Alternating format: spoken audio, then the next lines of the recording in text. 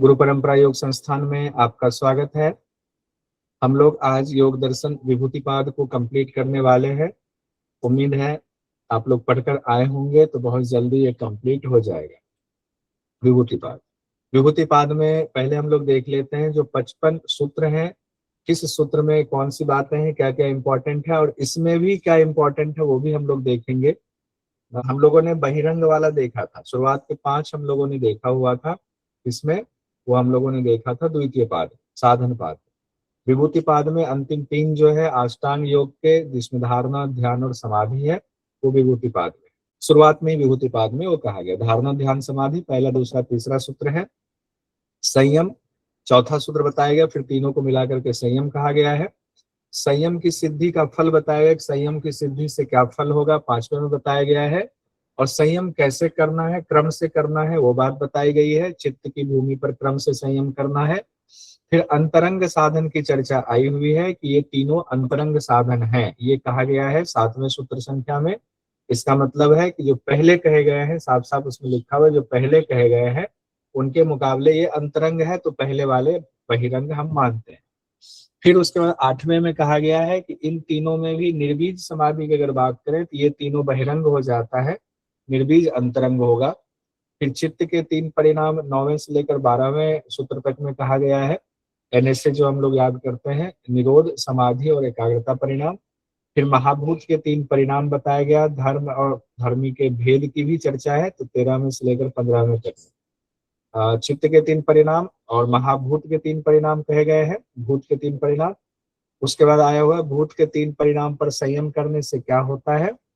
फिर संयम से विभूति, जो बहुत सारी चीजें आई हुई हैं जिससे क्वेश्चन बहुत आता है, उसको हमने अलग से नहीं लिखा।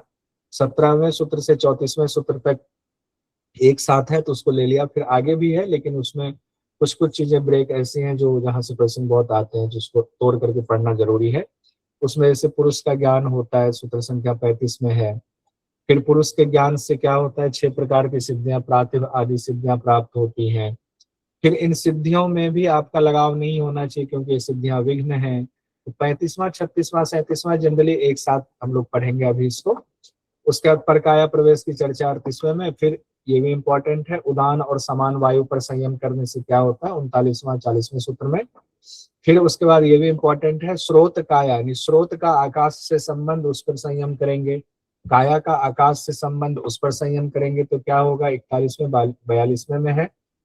फिर उसके बाद 43वें सूत्र में कहा गया विभूतिपाद में कि कल्पित धारणा और महाविदेहा की चर्चा आई हुई है, ये 43वें में है। फिर उसके बाद 44वें से लेकर के 44वें, 45वें, 46वें तक में भूत जय की चर्चा आई हुई है। भूत जय और भूत जय से क्या फल प्राप्त होता है। फिर इंद्रिय जय और इंद्रिय जय से क्या फल प्राप्त होता है, 47वां और 48वां में है, भूत जय, इंद्रिय जय, ये इंपॉर्टेंट है। फिर उसके बाद आया, ये दोनों से क्वेश्चन पूछे जाते हैं, सत्व पुरुष का ज्ञान और वैराग्य कहा गया, तो 49वां और 50वां सूत्र संख्या है। और फिर आए हुए हैं देवताओं, अगर आपकी बड़ी सिद्धि हो जाती है, देवता आपको निमंत्रण देने लगते हैं, देवताओं के निमंत्रण में आपका क्या, आपकी भागीदारी होनी चाहिए, जाए ना जाए, उसमें जो है अनिष्ट की संभावना रहती है, वो सारी चर्चाएं यहाँ पर 51वें में। फिर उसके बाद विवेक ज्ञान की चर्चा। देखिए विवेक ज्ञान की चर्चा हम लोगों ने साधन पाद में भी किया हुआ था, अष्टांग योग से विवेक ज्ञान की प्राप्ति होती है। यहाँ पर भी विवेक ज्ञान कैसे प्राप्त होता है वो बताया गया है। फिर विवेक ज्ञान के लक्षण क्या है और विवेक ज्ञान की विशेषता क्या होती है, 52वां, 53वां, 54वां इसमें कहा गया है। फिर बुद्धि पुरुष की शुद्धि होने पर, शुद्धि साम्य कैवल्यम वाला, ये 55वां है। यहाँ से इस बार क्वेश्चन पूछा गया था विभूतिपाद में। अब एक एक करके हम लोग यहाँ से देखते हैं, एक एक सूत्र को देखते चलते हैं। इसमें जो भी इंपॉर्टेंट पॉइंट्स है उसका हम लोग थोड़ा सा कंपैरेटिव स्टडी टाइप से करते हुए, जैसे हम लोग लेते हैं पहला, दूसरा और तीसरा। देश बंध चित्त से धारणा, तत्व प्रत्येक तानता ध्यानम और तदैव अर्थमात्र निर्भासम स्वरूप शून्य मिव समाधि। तो धारणा, ध्यान, समाधि हो गया। धारणा में कहा गया किसी भी देश में चित्त ठहराना धारणा है। ध्यान है, धारणा की हुई उस स्थान में चित्त का एक समान बना रहना ध्यान है। और समाधि में कहा गया ध्येय मात्र की प्रतीति, चित्त का अपना स्वरूप शून्य हो जाना। ध्येय मात्र की प्रतीति है, चित्त का स्वरूप शून्य हो गया तो समाधि हो गया। और फिर धारणा, ध्यान, समाधि को मिला करके संयम कहा गया चौथे सूत्र में। त्रयम एकत्र संयम है, यानी धारणा ध्यान समाधि का एक विषय में जब लगाते हैं तीनों तो संयम कहा जाता है। और संयम पर सिद्धि होने से क्या होता है, अगर संयम को आपने साध लिया तो संयम पर सिद्धि होने से बुद्धि का प्रकाश कहा गया, प्रज्ञालोक, तज्जयात प्रज्ञालोक है, तज्जयात प्रज्ञालोक है। अब कहा गया है कि संयम पर सिद्धि तो होगी, लेकिन संयम करना क्या है, तरीका क्या है संयम का, तो तस्य भूमिषु विनियोग है, चित्त की भूमि में क्रम से अभ्यास करना है। अचानक से कुछ नहीं होता है, क्रम से, यानी स्थूल से सूक्ष्म, सूक्ष्म से फिर हम लोग अति सूक्ष्म की तरफ बढ़ते जाएंगे। तो क्रम से अभ्यास की बात आई हुई है। तो धारणा ध्यान समाधि यानी 6 सूत्र संख्या तक हम लोगों ने इसमें देख लिया हुआ है। 7वें सूत्र में अंतरंग और बहिरंग की चर्चा आई हुई है। 7वें और 8वें में जाडेजा जी आई हुई है। हाँ जी सर। हाँ, एक बार देखिएगा, यहाँ पर था ना थोड़ा सा हाँ हाँ जी सर, मैंने फिर उस क्लास के बाद चेक किया था सर। हाँ ठीक, बहुत अच्छी बात, ये तो बहुत बढ़िया है। तो यहाँ पर 7वें में कहा गया त्रयम अंतरंगम पूर्वेभ्य है। तो त्रयम शब्द किसके लिए आया, जब हमने 6 तक पढ़ लिया तो धारणा ध्यान समाधि के लिए आया। तो त्रयम ये धारणा ध्यान समाधि अंतरंग है, किसके लिए अंतरंग है, पूर्वेभ्य है, जो पूर्व में कहे गए। तो पूर्व में कौन से कहे गए, यम नियम आसन प्राणायाम प्रत्याहार कहे गए हैं, तो उन 5 के लिए अंतरंग है। तो वो 5 क्या हो गए, बहिरंग हो गए। अब इनके लिए भी बात की जा रही है, तदपि उसके बावजूद कहा जा रहा बहिरंग निर्बीजस्य। अगर निर्बीज समाधि से इनका कंपेयर किया जाए त्रयम का, तो ये त्रयम बहिरंग हो जाएगा। अब यहाँ बहिरंग शब्द आया तो यहाँ भी पूर्वेभ्य के लिए हम ये मानकर चलते हैं वो 5 बहिरंग है, इसमें कोई डाउट नहीं है, कोई डाउट नहीं, बिल्कुल फिक्स है। हमने इस तरह से तस्वीर बनाई है। एक बीच में हो गया आपका अंतरंग वाला धारणा ध्यान समाधि, यम नियम आसन प्राणायाम प्रत्याहार हो गया बहिरंग साधन, ये बाहर हो गया। और अगर ये अंतरंग है धारणा ध्यान समाधि, समाधि के भी हम लोग 2 भेद जानते हैं, सबीज समाधि निर्बीज समाधि। अगर निर्बीज समाधि पर पहुंच गए तो निर्बीज समाधि के लिए धारणा ध्यान और सबीज समाधि, सिंपल समाधि, ये बहिरंग हो जाएगा, निर्बीज समाधि अंतरंग हो जाएगा। एग्जाम में अगर आए तो अब क्लियर, कोई दिक्कत तो नहीं होगी, एक बार थम्स अप कर दीजिए अगर समझ में आ गया, नहीं आया तो बोलिए, फिर इसको हम लोग समझेंगे। हाँ, एक प्रीति पाल जी का हैंड रेज है, बाकी सब लोग ठीक है। प्रीति जी सवाल पूछिए। सर एक मतलब इसमें से जो प्रीवियस ईयर में क्वेश्चन पूछा गया है, मतलब उस टाइप से बता दीजिए तो थोड़ा। सर मैं क्वेश्चन बता जी। धारणा ध्यान और समाधि किसके बहिर अंग है? ऑप्शन है संप्रजात समाधि, निर्बीज समाधि, प्रत्याहार और क्रिया योग। ये तो 4 ऑप्शन दिए। हो गया, फिर निर्बीज समाधि तो दिया ही हुआ है, उसमें तो कहीं कोई शंका ही नहीं है। यस सर, ठीक है।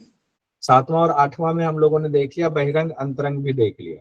अब उसके बाद 9वें से लेकर 12वें तक में चित्त के 3 परिणाम की चर्चा है। ये एकदम याद कीजिए, 9वें से लेकर 12वें तक में सूत्र संख्या भी आपको ध्यान में रखना पड़ेगा, नहीं तो दिक्कत हो जाएगी। 9वां 10वां 11वां 12वां चित्त के 3 परिणाम है, लेकिन सूत्र यहाँ 4 दिया हुआ है, ध्यान रखिएगा। चित्त के 3 परिणाम, लेकिन यहाँ पर दिया हुआ है 4 सूत्र। तो चित्त के 3 परिणाम भी सीक्वेंस में पूछा जाता है। तो एनएसए हम लोग करते हैं, निरोध समाधि एकाग्रता, एनएसए अजीत डोभाल जी, एनएसए। तो निरोध परिणाम का क्या है, व्युत्थान निरोध संस्कार योग, अभिभव प्रादुर्भावो निरोध, क्षण चित्तान्वयो निरोध परिणाम है। बहुत सिंपल साधारण, और 2 लाइन में हम लोग बात करें तो व्युत्थान के जो संस्कार हैं धीरे धीरे उसका शांत हो जाना, और निरोध के संस्कार का प्रकट हो जाना। यानी व्युत्थान के जो आपकी इंद्रियां बाहर की तरफ भाग रही है, ऐसे संस्कार शांत हो जाना, और शांत वाले संस्कार की हमें स्थिरता प्राप्त होनी है, उसको निरोध कहते हैं। ऐसे निरोध वाले संस्कार का प्रकट हो जाना, यही निरोध परिणाम कहा गया है। और इसी में जो अगला है 10वां नंबर का जो सूत्र है, तस्य प्रशांत वाहिता संस्कारात, वो उसी से संबंधित है कि वो अवस्था जब अभ्यास करते करते स्थिर होकर एक प्रवाह में, प्रशांत वाहिता मतलब होता है अब एक प्रवाह में बहना शुरू हो गया ना, कोई लहर नहीं, उसमें कुछ भी नहीं, एकदम शांत होकर के एक समान बह रहा है, उसी के लिए प्रशांत वाहिता शब्द इस्तेमाल किया गया है। वो संस्कार के लिए, निरोध के लिए, तब प्रशांत वाहिता होगा, तब जाकर के अगले परिणाम की चर्चा हो रही, समाधि परिणाम की, जो 11वें नंबर पर है समाधि परिणाम। ऐसे भी पूछा जा सकता है, निरोध परिणाम किस सूत्र संख्या में है, समाधि परिणाम किस सूत्र संख्या में, एकाग्रता परिणाम किस सूत्र संख्या में है। तो समाधि परिणाम हो गया 11वें में आ जाएगा। तो 11वें में कहा गया है सर्वार्थ तय एकाग्रतयो क्षयोदयो चित्तस्य समाधि परिणाम है। तो सर्वार्थता और एकाग्रता, इस एक का क्षय एक का उदय, तो सर्वार्थता का क्षय होगा। सर्वार्थता मतलब चित्त का अनेक विषयों में प्रवृत्त होने का क्षय होगा, और एकाग्रता हुआ चित्त का एक ही विषय में बना रहना, एकाग्रता का उदय होगा। तो सर्वार्थता का क्षय, एकाग्रता का उदय, 2 लाइन है बस समाधि परिणाम में। यही कहा गया, इसी को समाधि परिणाम कहा गया है। ततः पुनः शांत उदितो तुल्य प्रत्ययो चित्तस्य एकाग्रता परिणाम है।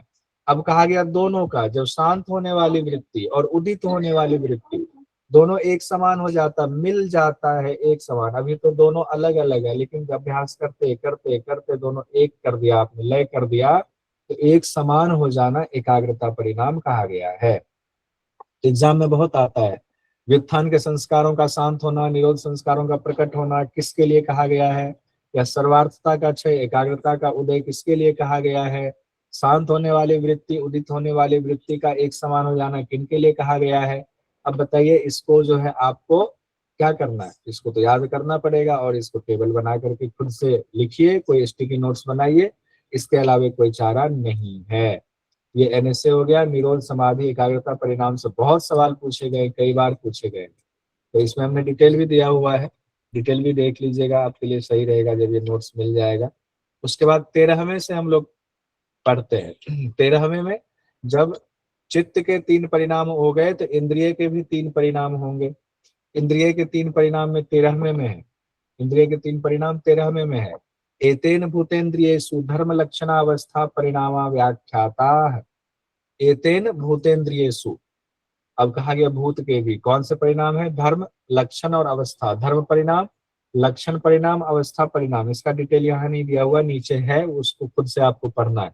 तो इंद्रिय के 3 परिणाम कौन से हैं सीक्वेंस में, धर्म लक्षण अवस्था, धर्म लक्षण अवस्था, धर्म लक्षण अवस्था, डीएलए, डीएलए, धर्म लक्षण अवस्था, डीएलए, धर्म लक्षण अवस्था, याद कर लीजिए। फिर इसी में चूंकि धर्म शब्द आया हुआ है, तो धर्म शब्द और धर्मी शब्द, 2 शब्द को क्लियर करने के लिए, धर्म क्या है और धर्मी क्या है, इसके लिए 14वां और 15वां सूत्र संख्या है विभूतिपाद में, जिसमें कहा गया है शांत उदित अव्यपदेश धर्मानुपाति धर्मी। अब देखिए, धर्म और धर्मी में भूत, वर्तमान और भविष्य के धर्मों में जो शक्ति रूप में विद्यमान रहता है वह धर्मी है। धर्मी मतलब हुआ गुण, वो शक्ति जो कि किसी भी अवस्था में हो। जैसे मिट्टी है, मिट्टी चाहे अभी ऐसे ही रखा हुआ, चाहे उसका लोई बना लिया, चाहे उसका घड़ा बना दिया था, चाहे उसका तोड़ दिया, हर अवस्था में मिट्टी के गुण उसके अंदर मौजूद होते हैं, तो धर्मी है। मिट्टी हर अवस्था में है, भले ही उसका अवस्था परिवर्तन हो गया, भूत में कुछ था, वर्तमान में कुछ है, भविष्य में कुछ होगा, तो धर्मी गुण उसके हैं, तो धर्मी वही है जो तीनों अवस्था में विद्यमान रहता है शक्ति रूप में। उसके बाद कहा गया है कर्मान्यत्वम परिणामान्यत्वे हेतु, यानी कि वो अलग अलग क्यों नजर आता है, परिणाम, धर्म का परिणाम अलग क्यों होता है, तो इसलिए होता है कहा गया क्योंकि उसका क्रम अलग होता है। एक बार वो मिट्टी है, दूसरी बार में वो लोई बन गया, तीसरी बार में वो घड़ा बन गया, इसीलिए उसका परिणाम अलग होता है, क्योंकि क्रम अलग हो गया। क्रम अलग हो गया तो मिट्टी के अलग अलग जो है गुण विद्यमान नजर आते, लेकिन गुण होता है तीनों ही अवस्था में। तो धर्मी के धर्म का परिणाम अलग होने से, धर्म का परिणाम अलग होने से क्रम अलग होता है। एक धर्मी हो गया, गुण उसकी शक्ति हो गया, और धर्म हो गया आपका वो अलग अलग अवस्थाओं में अलग अलग रूप में दिख रहा है। अब ये जो है ना 14वां 15वां ये जो सूत्र है, इसकी व्याख्या बड़े बड़े व्याख्याकारों ने की है, तो उनमें थोड़ा मतभेद भी रहा है, तो हम लोग परीक्षा की दृष्टि से कर रहे हैं, उतना उसमें नहीं जाएंगे, उसको रहने दीजिए। धर्म परिणाम, लक्षण परिणाम और अवस्था परिणाम क्या होता है वो यहाँ डिटेल में दिया हुआ, एक नजर इस पर भी मारी लेते हैं, क्या पता एग्जाम में पूछ ना दे।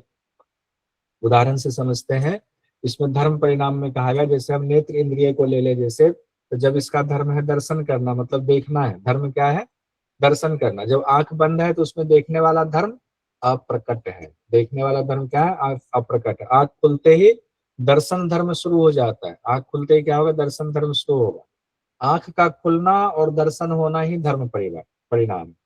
आंख का खुलना, दर्शन होना धर्म परिणाम है, लेकिन वो परिणाम पहले था, लेकिन दर्शन हो नहीं रहा, खुलने के बाद होना शुरू हुआ। लक्षण परिणाम, अगर धर्म की बात करें तो जब अप्रकट है तब वह दर्शन धर्म का अनागत लक्षण परिणाम, ये लक्षण तो है ना, वो अनागत मतलब जो आया नहीं है, आने वाला है, आएगा तो विशेष परिस्थिति में आ जाएगा। जब दर्शन हो रहा है तब उसे वर्तमान लक्षण परिणाम कहते हैं, और जब दर्शन हो चुका तो उसे अतीत लक्षण परिणाम कहते हैं। इसमें भी दो चीज हो गया, वर्तमान हो गया, अतीत हो गया। फिर अवस्था परिणाम, जब धर्म के लक्षण में अनेक परिवर्तन हो रहे हैं तो वह अवस्था परिवर्तन है, अलग अलग परिवर्तन हो रहा, आंखें बंद हैं, देखेंगे या देख लिया हुआ है, अवस्था परिणाम हो गया। अब धर्मी कैसा है, धर्मी के बारे में बात यहाँ पर आया हुआ है, जिसमें हम लोगों ने देखा था शांत उदित अव्यपदेश धर्मानुपाति धर्मी। अच्छा ये तो हम लोगों ने देख ही लिया, उसको भी समझ ही लिया। अब इसको हम लोग हटते हैं।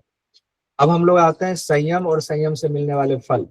इसको एक एक लाइन में हम देखते चले जाएंगे, क्योंकि ये कई बार हम कर चुके हैं, सब लोगों को याद हो भी गया होगा, फिर से देखते हैं।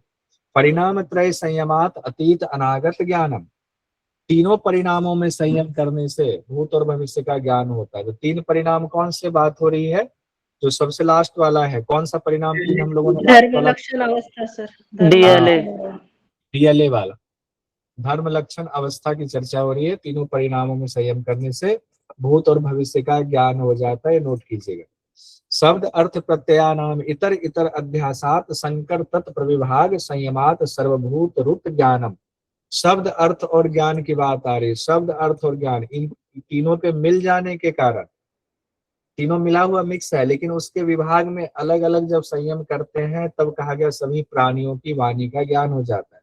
मान लिया चावल आटा दही सब मिला दिया हुआ, लेकिन योगी जो अगर उसमें अलग अलग ज्ञान वो कर ले, संयम कर ले उसमें, उसके हर एक विभाग में, और सबका ज्ञान उसको हो जाए, ऐसा कुछ बताया गया। लेकिन यहाँ पर शब्द अर्थ और ज्ञान की बात आई हुई है, तो सभी प्राणियों की वाणी का ज्ञान हो जाता है। फिर कहा गया संस्कार साक्षात करना तो पूर्व जाति ज्ञानम, संस्कारों पर संयम करने से पूर्व जन्म का ज्ञान हो जाता। बहुत इंपॉर्टेंट है, पूछा भी गया है। संस्कार साक्षात करना तो पूर्व जाति ज्ञानम, संस्कारों पर संयम करने से क्या होगा, पूर्व जन्म का ज्ञान हो जाएगा। हमारे संस्कार कैसे हैं, क्यों है हमारे संस्कार ऐसे, अगर इस पर हम संयम कर ले तो हमें पहले के जन्म की वजह से ये संस्कार मिला हुआ है, ऐसा है, पूर्व जन्म का ज्ञान हो जाएगा। प्रत्ययस्य परिचित्त ज्ञानम, दूसरे के चित्त का साक्षात्कार कर लेने से उसके चित्त का भी ज्ञान हो जाता है, दूसरे के चित्त का भी ज्ञान हो जाता है। न च तत्सालंबनम तस्या विषयी भूतत्वात्, दूसरे के चित्त का ज्ञान तो हो जाता है, लेकिन योगी को दूसरे के चित्त में क्या चल रहा है, चित्त किस विषय पर है, योगी को इसके ज्ञान की जरूरत ही नहीं होती है। वो योगी है तो दूसरे चित्त में कुछ भी चले, उससे उनको फर्क नहीं पड़ता, लेकिन क्षमता होती है, चाहे तो जान सकता है। अब हम लोग आते हैं 21वें में, कहा गया काय रूप संयमाद तदग्राह्य शक्ति स्तंभे चक्षु प्रकाशा संप्रयोगे अंतर ध्यानम। जब काया यानी शरीर, काय रूप संयमाद, शरीर के रूप में संयम कर लेंगे, उसके रूप की ग्राह्य शक्ति तब रुक जाती है। तदग्राह्य शक्ति स्तंभे, स्तंभित मतलब कहते हैं ना, टच किया, स्टेचू रुक गया, तो ग्राह्य शक्ति रुक गई। ग्राह्य शक्ति कैसे होती है, प्रकाश पड़ता है, वो प्रकाश हमारी आंखों पर पड़ता है, हम जो भी देख रहे हैं तो प्रकाश इस पर जा रहा है, वो प्रकाश हमारी आंखों पर आ रहा है तो दिख रहा है। अगर बीच में कनेक्शन काट दिया जाए तो, रख दिया जाए हाथ, तो क्या होगा, नहीं दिखेगा। तो कहा गया वही शरीर के रूप में संयम करने से उसके रूप की और ग्राह्य शक्ति जो आंख है उसके बीच का स्तंभ हो जाता है, उसमें रुकावट आ जाती है, तो दूसरे की आंखों के प्रकाश का संयोग फिर नहीं होता है। चक्षु प्रकाशा असंप्रयोगे, नहीं होने की वजह से फिर क्या होता है, अंतर ध्यान हो जाता है योगी। यहाँ पर तोड़ के लिखेंगे, असंप्रयोगी करना पड़ेगा, एक साथ कर देगा, ठीक है। तो क्या होगा, अंतर ध्यान हो जाएगा, काय रूप पर संयम, फिर उसके चक्षु का और प्रकाश का संपर्क तत्व, योगी अंतर ध्यान हो जाएगा। इसी के बाद अब यहाँ पर देखिए एक चीज आता है ना, 195 सूत्र है कि 196 सूत्र है, तो बीकेएस आयंगर जी की किताब में 196 सूत्र दिया गया है, वो 196वां सूत्र यहीं पर है विभूतिपाद में ही, जिसमें उन्होंने 21वें के बाद 22वें उनको उन्होंने जोड़ा हुआ है, फिर अगला 23वां शुरू हो जाता है, लेकिन हम लोग उसको नहीं पढ़ते। उसमें एतेन शब्दादि अंतर्धानम उक्तम, उसी से जोड़ते हुए 21वें से जोड़ते हुए कहा गया है, इसी प्रकार वह योगी शब्द आदि आणविक संरचना को भी वश में कर सकता है। जैसे वो अपने शरीर को वश में कर लिया, किसी को नहीं दिखेगा, तो शब्द आदि आणविक संरचना को भी वश में करेगा, तो उससे भी उसको और सिद्धियां प्राप्त होंगी। ये एक्स्ट्रा एक दिया गया है। उसके बाद हम लोग 22वें पर आते हैं जो 195 के हिसाब से है। इसमें कहा गया सोपक्रम निरुपक्रम च कर्म तत्व संयमाद परांत ज्ञानम अरिष्टेभ्यो वा। अपने कर्मों के फलों का संयम करने से और अरिष्टों के संयम से भी क्या होता है, अरिष्टों के संयम से भी क्या होगा, मृत्यु का ज्ञान हो जाता है। इसको नीचे कीजिए, मृत्यु का ज्ञान हो जाता है, भी बहुत इंपॉर्टेंट है। इसमें 3 चीजें हैं, सोपक्रम निरुपक्रम।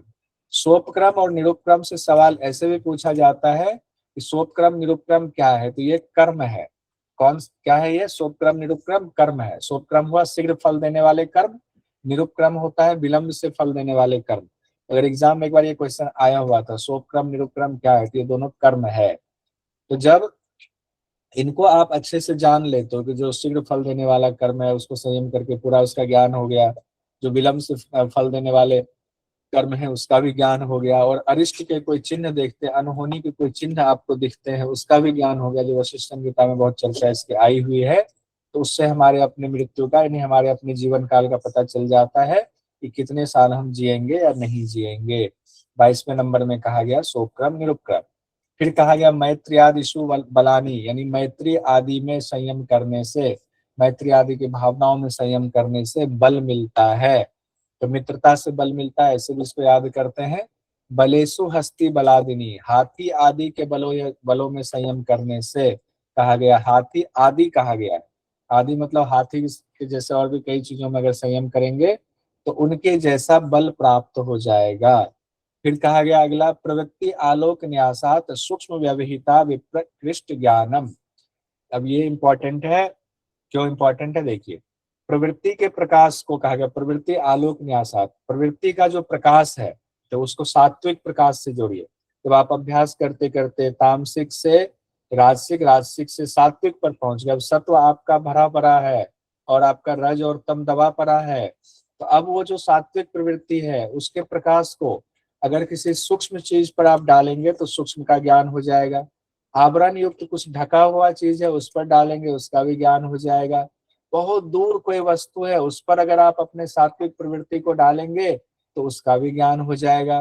तो क्या हुआ, सूक्ष्म यानी सूक्ष्म वस्तु का, आवरण युक्त यानी छिपी हुई वस्तु का, और दूरस्थ वस्तु यानी कि दूर की वस्तु का भी ज्ञान हो जाता है। किससे, प्रवृत्ति के प्रकाश से।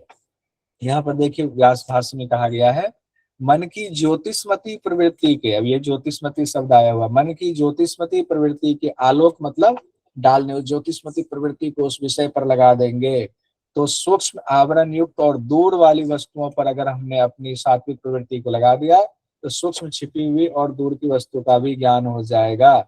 इसमें एक और सूत्र आता है जो आपके साधन पाद समाधि पाद का है, ज्योतिष्मती प्रवृत्ति वाला, सात्विक प्रवृत्ति का रहना, ये 36वां नंबर का जो सूत्र है, तो उससे भी जोड़ करके ध्यान रखिएगा इसको, क्योंकि यहाँ पर व्यास भाष्य में ज्योतिष्मती प्रवृत्ति कहा गया है, इसीलिए ये वहां से जुड़ जाता है, एग्जामिनर की नजर में ये आता है। तो पहले का 36वां और तीसरे का 25वां, इसको एक साथ कहीं डायरी में नोट कीजिए। तीसरे का 25वां, पहले का 36वां मिलता जुलता है, दोनों को मिला करके भी क्वेश्चन आ सकता है। फिर हम लोग आते हैं 26वें पे, भुवन ज्ञानम सूर्य संयमात, सूर्य पर संयम करने से सभी लोगों का, भुवन का सभी, भुवन का सभी लोगों का ज्ञान हो जाता है, क्योंकि सभी लोग सूर्य के से ही आच्छादित हो रहे हैं, उनका ज्ञान हो जाता है। चंद्रे तारा व्यूह ज्ञानम, चंद्रमा में संयम करने से सभी ताराओं की व्यूह यानी कि रचना का, उसके स्ट्रक्चर का ज्ञान हो जाता है, कौन सा तारा कहाँ है, क्या उसके पूरे व्यूह का ज्ञान हो जाता है, कौन सा तारा कहाँ है। चंद्रमा में संयम करने से ताराओं के व्यूह का ज्ञान, सूर्य में संयम करने से सभी लोकों का ज्ञान। ध्रुवे तदगति ज्ञानम, ध्रुव तारा में संयम करने से ताराओं की गति का ज्ञान होता है। ध्रुव तारा में संयम करने से क्या होता है, ताराओं की गति का ज्ञान होता है। ध्रुव तारा में संयम करने से ताराओं की गति का ज्ञान होता है, ध्यान रखिएगा। नाभि चक्र में अगर संयम करेंगे तो पूरे शरीर का, काय व्यूह का ज्ञान हो जाएगा, पूरे शरीर का, एनाटॉमी फिजियोलॉजी सब जान लेंगे, पढ़ने की जरूरत नहीं पड़ेगी, यूनिट 6 ऐसे ही ज्ञान हो जाएगा। नाभि चक्र में संयम करने से काय व्यूह, शरीर की रचना का पूरा ज्ञान हो जाएगा। कंठकूपे क्षुत पिपासा निवृत्ति, कंठकूप में संयम करने से, कंठकूप में संयम करने से भूख प्यास की निवृत्ति होती है। कंठकूप में संयम करने से भूख प्यास की निवृत्ति होती है। फिर उसके बाद कहा गया है कुर्मनाड्यम स्थैर्यम, कुर्म नाड़ी में संयम करने से स्थिरता आती है। कुर्म नाड़ी में संयम करने से स्थिरता आती है। व्यास भाष में इसके लिए जगह बताया गया, कंठकूप के नीचे पुरह स्थल में कुर्माकार नाड़ी है। व्यास भाष में ये बात कहा गया है, कंठकूप के नीचे क्या है, कुर्माकार नाड़ी है, यानी छाती में कहा गया है, उसमें स्थिरता। और कंठकूप में संयम करने से क्या हो रहा है, भूख प्यास की निवृत्ति हो रही है। मूर्ध ज्योतिषी सिद्ध दर्शनम, अब ये भी इंपॉर्टेंट है, मूर्धा की ज्योति में संयम करने से सिद्ध पुरुषों के दर्शन भी होते हैं। अपने शरीर में बताइए संयम करने से सिद्ध पुरुषों के दर्शन होने लग जा रहे हैं। व्यास भाष्य में कहा गया है कि कहाँ पर करेंगे मूर्धा की ज्योति, यानी सिर के कपाल के अंदर जो छिद्र है उसमें प्रभास्वर ज्योति कहा गया है। उसी प्रभास्वर ज्योति में ध्यान लगाएंगे तो सिद्ध पुरुषों के दर्शन होंगे। फिर आया हुआ है प्रातिभाद्वा सर्वम, प्रातिभ ज्ञान उत्पन्न होने से, प्रातिभ ज्ञान कहा गया कौन सा होता है, सुबह वाला जो, जैसे सूर्य की रोशनी होती है कि सुबह भी सूर्योदय होने से ठीक पहले वाला जो सूर्य लालिमा होती है उसी को प्रातिभ ज्ञान कहा गया। यानी विवेक ज्ञान जो पूर्ण ज्ञान होता है उससे ठीक पहले की स्थिति को प्रातिभ ज्ञान कहा गया है। तो प्रातिभ ज्ञान उत्पन्न होने से सभी बातों का ज्ञान हो जाता है।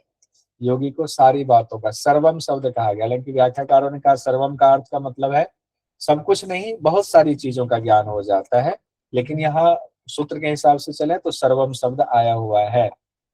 व्यास भाष्य के हिसाब से थोड़ा सा देख लेते हैं। प्रातिभ तारक नामक ज्ञान है जो विवेक ज्ञान का पूर्व रूप है। प्रातिभ ऐसा ज्ञान है जैसे सूर्योदय से ठीक पहले वाली प्रभा होती है, ये आपको कहा गया है इसमें व्यास भाष्य में। हृदय चित्त संवत, हृदय में संयम करने से चित्त के स्वरूप का ज्ञान होता है। हृदय में संयम करेंगे तो चित्त के स्वरूप का ज्ञान होता है। चित्त नहीं लग रहा है, चित्त का हृदय पर हाथ रख के कहते हैं चित्त नहीं लग रहा है, ऐसे याद रखिएगा। हृदय पर संयम करने से चित्त के स्वरूप का ज्ञान होता है। यहाँ तक हो गया। हम लोगों ने फास्ट बढ़ा क्योंकि वो सिर्फ संयम वाली बातें थी और कई बार रिपीट हो चुका है। उसको तो आप पढ़ते जाइए, बोल बोल के पढ़िए, याद हो जाएगा, कोई दिक्कत नहीं, बोल बोल के पढ़िए, एक बार लिख लीजिए, सब याद हो जाएगा। अब यहाँ से देखिए सूत्र संख्या 35 से लेकर के 35वां, 36वां, 37वां, ये भी इंपॉर्टेंट, यहाँ से भी कई बार क्वेश्चन पूछा गया हुआ है। 35वें में पहले सूत्र को पढ़ते हैं। सत्व पुरुषयो अत्यंता संकीर्णयो प्रत्यय विषयो भोगः परार्थ स्वार्थ संयमात पुरुष ज्ञानम। फिर कहा गया है ततः प्रातिभ श्रावण वेदन आदर्श आस्वाद और वार्ता जायन्ते। फिर 37वां है ते समाधो उपसर्गा व्युत्थाने सिद्धया। अब इसको समझते हैं। कहा गया सत्व पुरुषयो अत्यंत संकीर्णयो, सत्व और पुरुष अत्यंत संकीर्ण है। हम लोग हैं, हमारे अंदर सत्व भी है यानी बुद्धि भी है, प्रकृति भी है, और वो पुरुष भी है, आत्मा भी है, दोनों अत्यंत संकीर्ण है। अभी हम एहसास ही नहीं कर पाते कि हम अलग हैं, हमारी प्रकृति अलग, शरीर ही हमारा है, हम ही शरीर है, ऐसा मानते हैं। अत्यंत संकीर्ण है, यही भोग कहा गया है। प्रत्यया विशेषो भोग, यही भी भोग है। लेकिन जब इससे अलग ज्ञान योगियों को होने लगता है, हम अगर हम साधना करें गुरु के प्रभाव से, परार्थ स्वार्थ संयमाद पुरुष ज्ञानम, अगर हम अलग, इसमें स्वार्थ मतलब पुरुष का स्वार्थ हो जाए, अलग पुरुष की स्वार्थ प्रतीति, अरे हम तो अलग हैं, हम तो पुरुष हैं, हम कहाँ इस चक्र में फंसे हुए हैं, ये तो प्रकृति है। तो क्या होता है, वैराग्य उत्पन्न होने लगता है, विषयों से भी वैराग्य, फिर स्थूल से वैराग्य पहले, फिर सूक्ष्म से वैराग्य, फिर पूरा जो है कारण में हम लीन कर देते हैं, सतरज तम को भी लीन कर देते हैं। फिर हम पर वैराग्य की स्थिति में आते, पहले अपर वैराग्य की स्थिति आती, फिर पर वैराग्य की स्थिति आती। उसी के लिए कहा गया परार्थ स्वार्थ संयमात। तो पुरुष का जो है, पुरुष की स्वार्थ प्रतीति है, अगर उस पर संयम करते हैं हम लोग, तब पुरुष का ज्ञान हो जाता है, फिर उस आत्मा का ज्ञान हो जाता है। और जब आत्मा का ज्ञान जैसे होता है पुरुष ज्ञानम, इसकी व्याख्या भी अलग अलग तरीके से की गई। हम लोग बहुत सिंपल और सपाट व्याख्या में जा रहे हैं। पुरुष के ज्ञान से कहा गया ततः प्रातिभ श्रावण वेदंस आदर्श आस्वाद और वार्ता जायन्ते। ध्यान रखिएगा, इसका विशेष व्याख्या इसकी की गई है ज्ञान की दृष्टि से। हम लोग परीक्षा की दृष्टि से कर रहे हैं, इसलिए सपाट पढ़ रहे हैं। फिर एग्जाम में आएगा पुरुष ज्ञान से क्या होता है, तो 6 प्रकार की सिद्धियां प्राप्त होती। प्रातिवादी, कौन सी प्रातिवादी, प्रातिभ श्रावण वेदन आदर्श आस्वाद वार्ता। प्रातिभ श्रावण वेदन आदर्श आस्वाद वार्ता, इसको सीक्वेंस में याद करना है। अब इसमें 6 दिया हुआ है, 6 में से अगर एक को हटाइए तो अलग तरीके से क्वेश्चन पूछा जाता है। श्रावण वेदन आदर्श आस्वाद वार्ता, जिसमें आपको आएगा श्रावण, शब्द, स्पर्श, रूप, रस, गंध से जुड़ा होता है। ये प्रातिभ को हटा दीजिए, बाकी का पांचों आपका शब्द, स्पर्श, रूप, रस, गंध से जुड़ा हुआ। इससे भी क्वेश्चन आ जाता है, ध्यान रखिएगा, अभी नीचे लिखा है मैंने। तो प्रातिभ, श्रावण, वेदन, आदर्श, आस्वाद, वार्ता, इस सीक्वेंस में आपको याद होना चाहिए। सीक्वेंस भी इसका पूछा जाता है कई तरीके से। कौन सी 6 सिद्धियां पुरुष ज्ञान से आती हैं नीचे बताइए, कौन सी नहीं है इनमें से ये बताइए। ऐसे भी क्वेश्चन पूछा जाता है, तो ये थोड़ी सी मेहनत आपको करनी पड़ेगी। वैसे जब हम लोग कल ऑनलाइन टेस्ट देंगे तो उसमें ऐसे सारे सवाल में डाल दूंगा जो अब तक पूछे गए हैं। जैसे कि हम लोगों ने समाधि पाद और साधन पाद का ऑनलाइन टेस्ट किया हुआ है। उसके बाद सिद्धियां भी विघ्न है, 37वें नंबर में कहा गया। ते समाधो उपसर्गा, ये कहा गया है कि सावधान सावधान योगियों के लिए जिनको मोक्ष चाहिए। ये सभी 6 सिद्धियां, प्रातिभ, श्रावण, वेदन, आदर्श, आस्वाद, वार्ता, ये क्या है, समाधि के रास्ते में उपसर्गा कहा गया, विघ्न के समान है। लेकिन व्युत्थाने सिद्धया, कोई ऐसे व्याख्याकार कहते हैं कोई ऐसे लोग हैं जिनको नहीं चाहिए, उनको मोक्ष की स्थिति की नहीं उनको चाहत है, समाधि की चाहत नहीं है, सामान्य है, उनके लिए सिद्धियां हैं, उनके लिए बड़ी बात है, उन सिद्धियों में फंस जाते हैं। ये बात यहाँ पर 37वें में की गई है। प्रातिभ ज्ञान को हम लोग इसको थोड़ा सा देखना पड़ेगा क्योंकि एग्जाम में पूछा जाता है। प्रातिभ का अर्थ क्या होता है, सूक्ष्म छिपा हुआ दूर के पदार्थ का ज्ञान प्रातिभ कहा गया। जो ऊपर आया हुआ था जिसमें हम लोगों ने पढ़ा हुआ था ना, प्रज्ञा का आलोक डालने पर सूक्ष्म और छिपे हुए आवरण युक्त और दूर के पदार्थ का भी ज्ञान हो जाता है। तो वो कौन सा सूत्र संख्या था जरा बताइए, कहाँ पर आया? 25 3:25।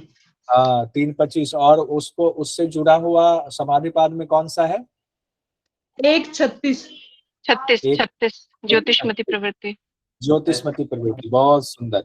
वैसे ज्योतिषमती प्रवृत्ति का वहां पर किस रूप क्यों इस्तेमाल किया गया था समाधि पाद में?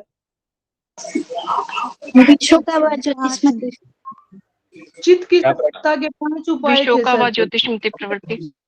5 उपाय बताए गए थे ना, उपाय में था स्थिर करना, चित्त को स्थिर करने के लिए करने के 5 उपाय। इस चीज के 5 उपाय सरिता जी? स्थिर करने के, किसको? चित्त को स्थिर, चित्त को वहां पर शुद्ध करने के कितने उपाय बताए गए? 2 बताए। 2 कौन कौन से उपाय? भावना चतुष्टय और प्रच्छदन विधारणा प्रस्ताव। सुंदर, बहुत सुंदर। 2 वो है, 5 कहा गया था वहां पर फिर चित्त को स्थिर करने में, तो उसी में आया हुआ था पहला का 36वां भी। ठीक है, अब हम लोग आते हैं प्रातिभ कहा गया सूक्ष्म छिपा हुआ और दूर के पदार्थ का ज्ञान हो जाता है। फिर दूसरा है श्रावण, श्रावण में कहा गया दिव्य शब्द सुनाई देने लगते हैं, सूक्ष्म भी। फिर वेदन में कहा गया है कि दिव्य स्पर्श की प्राप्ति होती है। फिर आदर्श में कहा गया दिव्य रूप की उपलब्धि होती है। फिर आस्वाद में कहा गया दिव्य रस का ज्ञान प्राप्त होता है, आस्वाद का अर्थ होता है वार्ता हुआ दिव्य गंध की प्राप्ति। तो इसी से जोड़ लीजिए, प्रातिभ वाले को हटाइए और इस 5 को जोड़िए अपने तन्मात्रा से, तो हो गया आपका शब्द, स्पर्श, रूप, रस, गंध। शब्द हो गया श्रावण, स्पर्श से कौन सा जुड़ेगा? वेदन वाला। रूप से कौन जुड़ेगा? आदर्श वाला। रस से कौन जुड़ेगा? आस्वाद वाला। गंध से वार्ता वाला। ये क्लियर हो गया। यहाँ से क्वेश्चन पूछा जाता है, इसको स्पेशल नोट करके थोड़ा सा 2-2 लाइन इसमें लिख लीजिएगा, तो आपका ये क्लियर हो जाएगा। अब हम लोग थोड़ा इससे आगे बढ़ते हैं। 38वां को देखते हैं। बंध कारण शैथिल्यात प्रचार संवेदनात् चित्तस्य पर शरीरावेश है। अब दूसरे के शरीर में प्रवेश करने की बात भी यहाँ हम लोग इसको स्थूल रूप में ही पढ़ते हैं, सूक्ष्म में व्याख्या में जाएंगे तो व्याख्याकारों ने इसका भी मतभेद किया है कि ऐसा नहीं हो सकता है, या व्याख्या में अलग अलग चीजें आई हुई हैं। परीक्षा की दृष्टि से हम लोग देखते हैं बंध कारण शैथिल्यात, अशुभ तथा शुभ कर्मों के और उनके संस्कारों को जब हम निर्बल कर देते हैं, तनु कर देते हैं, और फिर जब हमें प्रचार संवेदनात् कहा गया है, मन के आने जाने के मार्ग का पता चल जाता है, रास्ते का पता चल जाता है, तो चित्त के जाने का, मन से यहाँ तात्पर्य चित्त से लगाया गया, चित्त के आने जाने के रास्ते का पता चल जाता है, तब कहा गया है पर शरीरावेश है, तब चित्त दूसरे के शरीर में प्रवेश कराने की शक्ति आ जाती है। अब यहाँ देखिए एक क्वेश्चन जानबूझ कर हमने रखा हुआ है, बाकी क्वेश्चन हमने जानबूझ के हटाया भी है। सूक्ष्म व्यवधान युक्त एवं दूर देश की स्थित वस्तुओं की ज्ञान प्राप्ति का उपाय है, जो हमने कहा था एक साथ क्वेश्चन पूछा जा सकता है। विश्वकावा ज्योतिषमती, विषयवती प्रवृत्ति, बंध कारण शैथिल्यात्, संस्कार साक्षात करना। तो इसमें क्या होगा, विशोकावा ज्योतिष्मति वाला होगा। ठीक है, विशोकावा ज्योतिष्मति। ठीक है, हम लोग इससे डरेंगे नहीं यहाँ से कि ये तो तीसरे का है, विशोकावा ज्योतिष्मति कैसे आएगा, तो डरेंगे नहीं हम लोग। और यहाँ पर मैंने लिख भी दिया हुआ है 25, तीसरे का 25। एक तो तीसरे का 25 लिया गया, इसमें कहा गया है सूक्ष्म व्यवधान युक्त दूर देश में स्थित वस्तुओं की ज्ञान की प्राप्ति का उपाय क्या है, ये तो लिया गया है 25वें से तीसरे का। लेकिन उसमें व्यास भाष्य में विश्व का ये ज्योतिष्मति प्रवृत्ति की बात आई हुई है, तो यह वहां से लिया गया विश्वकावा ज्योतिष्मति से। अब देखिए, अब एक और इम्पोर्टेंट है उदान वायु समान वायु, यहाँ से भी क्वेश्चन पूछा जाता है। पंच वायु 10 या 10 वायु मान लीजिए, तो उसमें से सिर्फ 2 वायु की यहाँ पर चर्चा आई हुई योग दर्शन में, उदान और समान वायु की 39वें और 40वें सूत्र में विभूतिपाद में, जिसमें कहा गया उदान जयात जल पंक कंटकादिशु असंग उत्क्रांतिश्च, यानी कि अगर उदान वायु पर अगर आपने संयम कर लिया, उसको जीत लिया, उदान जय हो गया, उदान वायु को कंट्रोल में कर लिया, तो जल यानी पानी, पंक यानी कीचड़, और कंटक आदिशु यानी कि कांटे आदि पर भी अगर आप चलेंगे तो आप उस पर टच नहीं होंगे, यानी आप इतने हल्के होंगे कि उससे ऊपर ऊपर ही निकल जाएंगे। असंग उत्क्रांतिश्च, ऊपर उठ जाएंगे। तो भारती जी कहते हैं ना, उदान वायु मतलब ऊपर उठ जाना। उदान वायु जीतने से क्या, तो उदान वायु ऊपर की तरफ उठती है, ऊंची गति को प्राप्त होती है। ठीक है, समान जयात ज्वलनम, समान वायु को अगर आप जीत लेते हैं, उस पर संयम करके पूरी उसकी सिद्धि प्राप्त हो गई, तो ज्वलनम, शरीर दीप्तिमान हो जाता है, एकदम ज्वलनम वाली स्थिति, एकदम ऐसे दीप्तिमान लगेगा, दूर से यहाँ आ रहे हैं फलाने, एकदम लोग देखेंगे तो खुश हो जाएंगे। अब आगे देखिए, स्रोत और काया के आकाश से संबंध पर अगर संयम करें, पहले स्रोत का आकाश से संबंध, उस पर संयम, काया का आकाश के साथ संबंध, उस पर संयम। तो स्रोत आकाश, काया आकाश, ये दोनों क्वेश्चन पूछा जाता है। 41वां 42वां सूत्र है, स्रोत आकाश यो संबंध संयमाद दिव्यम श्रोत्रम, काया आकाश यो संबंध संयमात लघु तुल समापत्ते आकाश गमनम। 42वां, कान और आकाश के संबंध में संयम कर लेने से, कान और आकाश के संबंध में संयम कर लेने से योगी के कान दिव्य हो जाते हैं, सूक्ष्म वस्तुओं का भी ज्ञान हो जाता है। दिव्यम श्रोत्रम कहा गया। फिर कहा गया काया यानी शरीर और आकाश के बीच जो संबंध है, उस पर अगर संयम कर ले, उसका ज्ञान पूरा हो जाए। अच्छा, इसका आकाश में शरीर है, इसका क्या संबंध है, पूरा एकदम उसका जो है गूढ़ फॉर्मूला आपको पता चल जाए संयम करके, तो शरीर और आकाश के संबंध में संयम करने से साथ साथ एक और बात कही गई है, लघु तुल समापत्ति, हल्की वस्तु जैसे रुई में संयम कर लेने से समापत्ति प्राप्त होने पर, यानी समाधि प्राप्त होने पर आकाश गमन की शक्ति आ जाती है। जैसे रुई है, रुई हवा में उड़ता रहता है, अगर आप उसका आपको ज्ञान हो जाए कैसे उड़ रहा है, क्या लॉजिक लगा हुआ, कौन सा साइंस है, और वो अध्यात्म के द्वारा उस साइंस को जान ले, तो आकाश गमन की शक्ति आ जाएगी। तो ये हमारा हो गया स्रोत आकाश संबंध पर संयम, काया आकाश संबंध पर संयम, लघु तुल समापत्ति की बात भी आई हुई है। तो ये भी क्लियर हो गया। अब कुछ हम लोग ऐसे देखते हैं, हाँ 44वां 45वां 43वां तक हो गया। हाँ, ये 43वां एक देखना पड़ेगा, इसका उसमें नहीं बनाया हुआ। फिर महर्षि पतंजलि कहते हैं, जिसमें कल्पिता की बात आई हुई है, बहिर्कल्पिता वृत्ति महाविदेहा ततः प्रकाश आवरण क्षय, शरीर के मन का जो संबंध है उसको छोड़ करके बाहर के किसी पदार्थ में मन की वृत्ति विदेहा कही गई है। यहाँ शरीर का अभिमान खत्म होने से तात्पर्य लगाया जाता है। तब यह महाविदेहा की जब स्थिति आती है, तब क्या होता है, तो कहा गया प्रकाश आवरण क्षय है। तो योगी के प्रकाश पर पड़ा हुआ जो आवरण है, यानी उसके सत्व पर पड़ा हुआ जो आवरण है, वो नष्ट हो जाता है, यानी क्लेश कर्म और कर्मों के फल का क्षय हो जाता है। यही सब तो आवरण है, जितनी गलत चीजें सब आवरण है, वो आवरण का क्षय हो जाता है।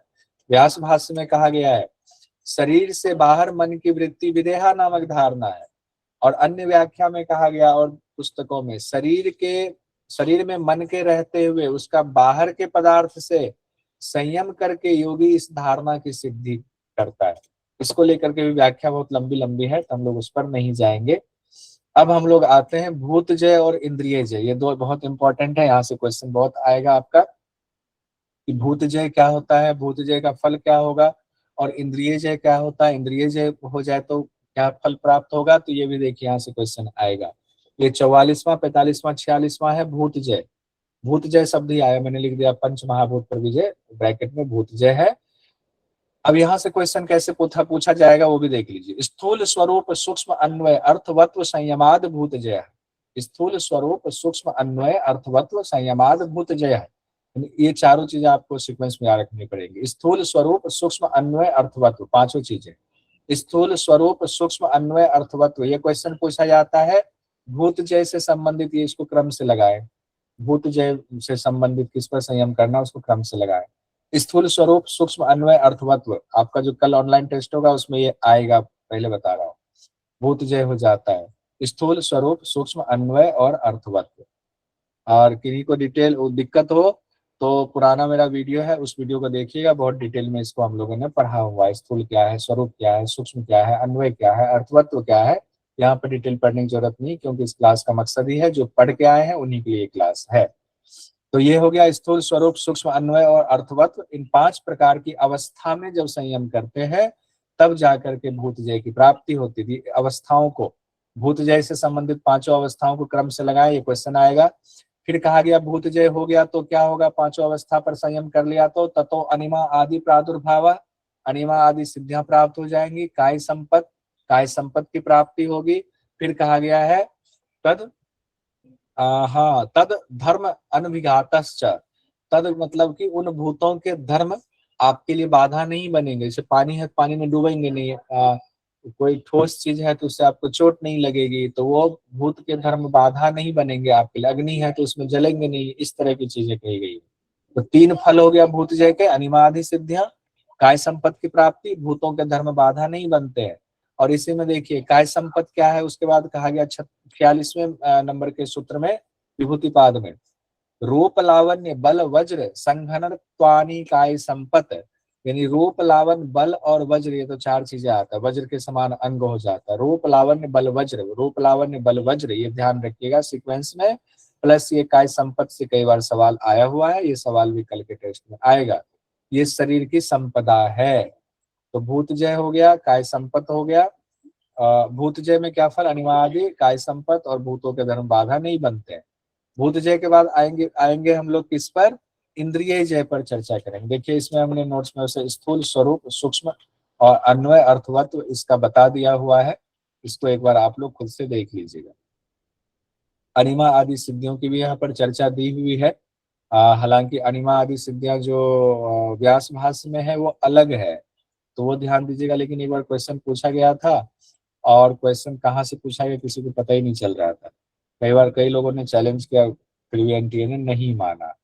तो खैर अष्ट सिद्धियां जो नॉर्मल वाला हम लोग पढ़ते हैं उसी की चर्चा आई हुई, ये भी हम लोगों ने देख लिया। अब हम लोग आते हैं इंद्रिय जय पर, इंद्रिय जय की चर्चा करते हैं। इंद्रियों पर विजय, इंद्रिय जय। अब इंद्रिय जय में भी वो 5 अवस्थाएं आती हैं, जैसे भूत में 5 अवस्थाएं आई, तो ऐसे इंद्रिय जय में 5 अवस्था आ रही है। ग्रहण स्वरूप अस्मिता अन्वय अर्थवत्व, ग्रहण स्वरूप अस्मिता अन्वय अर्थवत्व, बता दीजिए बार माइक खोल करके, भूत जय में कौन सी 5 अवस्था आई हुई। स्थूल स्वरूप सूक्ष्म अन्वय अर्थवत। स्थूल के स्वरूप को देखा तो सूक्ष्म हो गया, फिर अनुरूप में होकर के अर्थवत उसका। हाँ बहुत बढ़िया, ऐसे कुछ सीक्वेंस बना लीजिए, ठीक है कोई बात नहीं। मैं बताता हूँ कैसे याद रखेंगे। हमें क्या आता है, भूत और इंद्रिय का आएगा। तो भूत मतलब क्या, पंच महाभूत हुआ। पंच महाभूत क्या होता है, जो दिखता है, ठोस है वो। पंच महाभूत ठोस है, और इंद्रिया क्या है, वो सूक्ष्म है। दोनों में अंतर ये है ना, स्थूल और सूक्ष्म का अंतर है। तो स्थूल और सूक्ष्म के अंतर को देखिए, समझिए। यहाँ कहा गया स्थूल, स्थूल मतलब पंच महाभूत स्थूल रूप में होता है। स्थूल का स्वरूप, ऐसे कुछ निमोनिक बैठा है, स्थूल का स्वरूप, उस पर क्या संयम, तो उसके सूक्ष्मता का भी ज्ञान हो गया। फिर उस अनुरूप में ज्ञान हो गया, फिर अर्थवत, उसका अर्थ पूरा पता चल गया, पूरा संयम हो गया, पूरा ज्ञान हो गया। स्थूल शब्द जैसे आएगा वो आ गया आपका पंच महाभूत से, स्थूल का स्वरूप सबसे पहले। और इंद्रिय की जैसे बात आएंगे, इंद्रिय से क्या होता है, आप किसी चीज को ग्रहण करते हो, इंद्रिय से क्या होता है, ग्रहण करना। तो इसमें ग्रहण का स्वरूप, ग्रहण स्वरूप फिर अस्मिता आ रहा है। वहां स्थूल स्वरूप और क्या आया हुआ था, सूक्ष्म आया हुआ था। यहाँ इस ग्रहण स्वरूप और अस्मिता आया हुआ है, अर्थ दोनों का एक ही है, अस्मिता और सूक्ष्म का भी। यहाँ ग्रहण स्वरूप अस्मिता अन्वय और अर्थवत्व आया हुआ है। तो ग्रहण, स्वरूप, अस्मिता, अन्वय और अर्थवत्व, इन पांचों अवस्थाओं में किसके, इंद्रिय के, जब हम इस पर संयम करते हैं तो हमें मन सहित सभी इंद्रियां यानी एकादश इंद्रियों पर विजय प्राप्त हो जाती है। इसको इंद्रिय जय कहा गया। और जब इंद्रिय जय हो जाता है तो 48वें सूत्र में कह रहे हैं महर्षि पतंजलि, ततो मनोजवित्वम विकरण भाव प्रधान जयश्च। तीन बातें, मनोजवित्व शरीर की गति मन के सदृश हो जाती है, विकरण भाव कहा गया शरीर के बिना भी विषयों का अनुभव करने की शक्ति आ जाती है, विकरण भाव, प्रधान जय कहा गया प्रकृति पर अधिकार हो जाता है। तीन चीजें, तीन फल हुआ इंद्रिय जय के, मनोजवित्व, विकरण भाव, प्रधान जय, मनोजवित्व, विकरण भाव, प्रधान जय, मनोजवित्व, विकरण भाव, प्रधान जय। इसको ध्यान रखेंगे इंद्रिय वाला, अलग से ना तो लिख लीजिए उसे, इसमें शॉर्ट करके लिखा हुआ, फिर भी आपको लगे कि इससे भी शॉर्ट लिखना तो और लिख लीजिए शॉर्ट स्पेशल डायरी में। 48 तक हम लोग पहुंच गए, अब हम लोग पहुंच गए 49वें में। 48 तक हम लोगों ने अच्छे से देख लिया, भूत जय भी देख लिया, इंद्रिय जय भी देख लिया, अब सब कुछ जय जय होने लगा। अब हम लोग आते हैं उससे अगली अवस्था क्या कही गई है, सत्व पुरुषयांत्या ख्याति मात्रस्य सर्वभावाधिष्ठातृत्वम सर्वज्ञातृत्वम च। देखिए कितनी बड़ी बात कही जा रही है।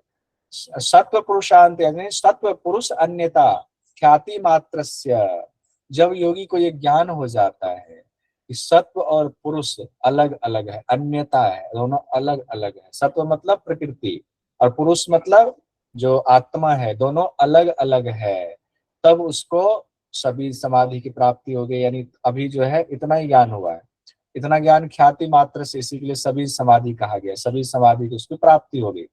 और जब सत्व पुरुष का अलग अलग ज्ञान होने पर ख्याति मात्र से सभी समाधि की प्राप्ति हो गई, तब उसको फल क्या होता है, सर्वभावा अधिष्ठातृत्वम, सभी भावों पर विजय प्राप्त कर लेता है, सर्वभाव अधिष्ठातृत्वम हो जाता है, सभी भावों पर विजय प्राप्त कर लेता है, सर्वज्ञातृत्वम हो जाता है, वो सर्वज्ञ भाव का हो जाता है, वो सर्वज्ञ भाव का। तो दो बात कही गई, सर्वभाव अधिष्ठातृत्वम और सर्वज्ञातृत्वम, वो सर्वज्ञ भाव का हो जाता है, अर्थात मन, इंद्रिय, शरीर, जीवात्मा आदि तत्वों का ज्ञाता हो जाता है, उसका ज्ञान हो जाता है, सभी भाव पर भी और सब कुछ का सर्वज्ञ सब ज्ञान हो जाता है। कब, जब सत्व और पुरुष का अलग अलग उसको ज्ञान हो जाता है, जिसको शुरुआती समाधि कहा गया।